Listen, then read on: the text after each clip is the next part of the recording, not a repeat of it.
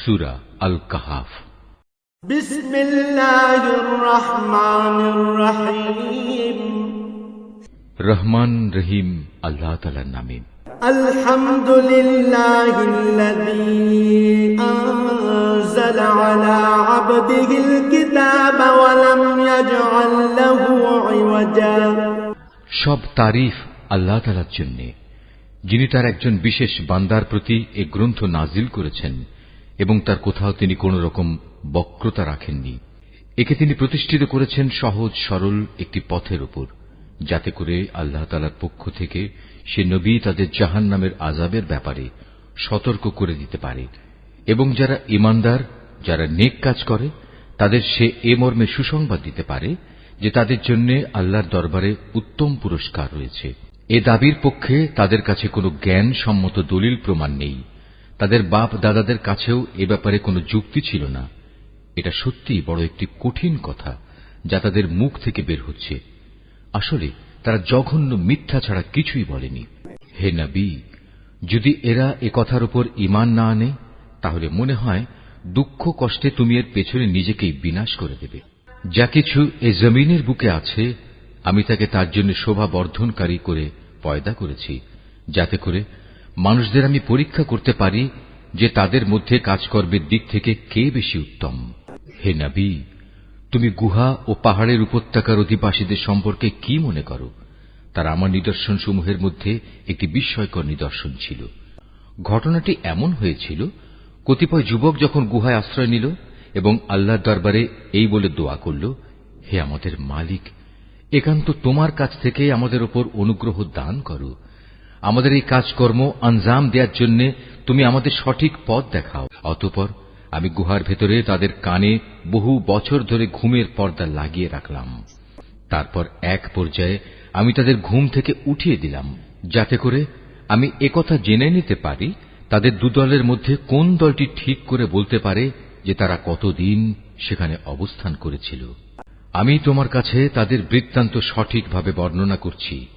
মূলত তারা ছিল কতিপয় নওজোয়ান ব্যক্তি, যারা তাদের মালিকের উপর ঈমান এনেছিল। আমি তাদের হেদায়েতের পথে এগিয়েও দিয়েছিলাম।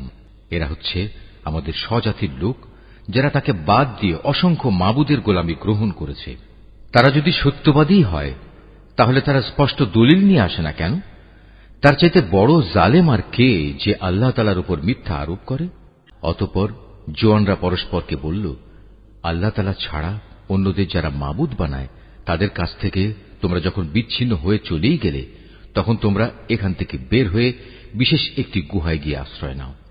তোমাদের মালিক তোমাদের উপর তার রহমতের ছায়া বিস্তার করে দেবেন এবং তোমাদের বিষয়গুলো তোমাদের জন্য সহজ করে দেবেন।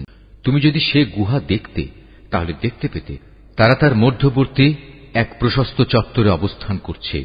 সূর্য তার উদয়কালে তাদের গুহার দক্ষিণ পাশ দিয়ে হেলে যাচ্ছে, আবার যখন তা অস্ত যায় তখন তা গুহার বাম পাশ দিয়ে অতিক্রম করে।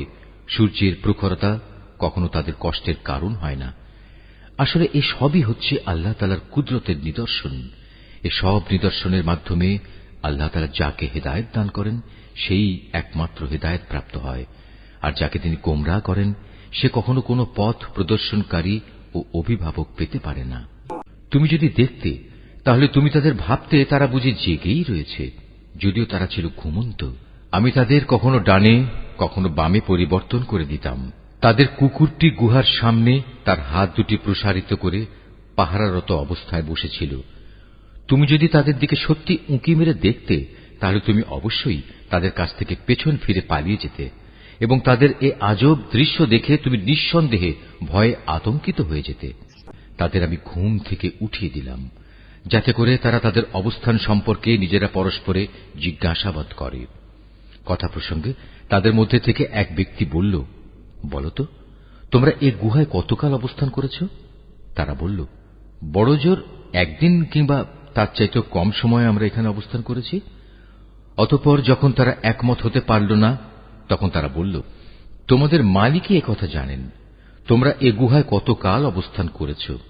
এখন সে বিতর্ক রেখে বরং তোমরা তোমাদের একজনকে তোমাদের এ রৌপ্য মুদ্রা সহ শহরে পাঠাও। সে বাজারে গিয়ে দেখুক কোন খাবার উত্তম, সেখান থেকে কিছু খাবার তোমাদের কাছে নিয়ে আসুক। সে যেন বিচক্ষণতার সাথে কাজ করে এবং সে যেন কাউকেই তোমাদের ব্যাপারে কিছু জানতে না দেয়। যদি তারা তোমাদের সম্পর্কে জানতে পারে তাহলে তারা তোমাদের প্রস্তরাঘাত করে হত্যা করবে, কিংবা তোমাদের জোর করে তারা তাদের দিনে ফিরিয়ে নেবে। আর একবার তেমনটি হলে কখনোই তোমরা মুক্তি পাবে না। আর এভাবেই আমি একদিন তাদের ব্যাপার শহরবাসীদের জানিয়ে দিলাম, যাতে করে তারা একথা জানতে পারে মৃতকে জীবন দেওয়ার ব্যাপারে আল্লাহ তাআলার ওয়াদা আসলেই সত্য এবং কিয়ামতের আসার ব্যাপারেও কোন রকম সন্দেহ নেই। যখন তারা নিজেদের মধ্যে এ নিয়ে বিতর্ক করে যাচ্ছিল, তখন কিছু লোক বলল, তাদের সম্মানে তাদের উপর একটি স্মৃতিসৌধ নির্মাণ করে দাও। আসলে তোমাদের মালিকই তাদের সম্পর্কে সর্বাধিক খবর রাখেন।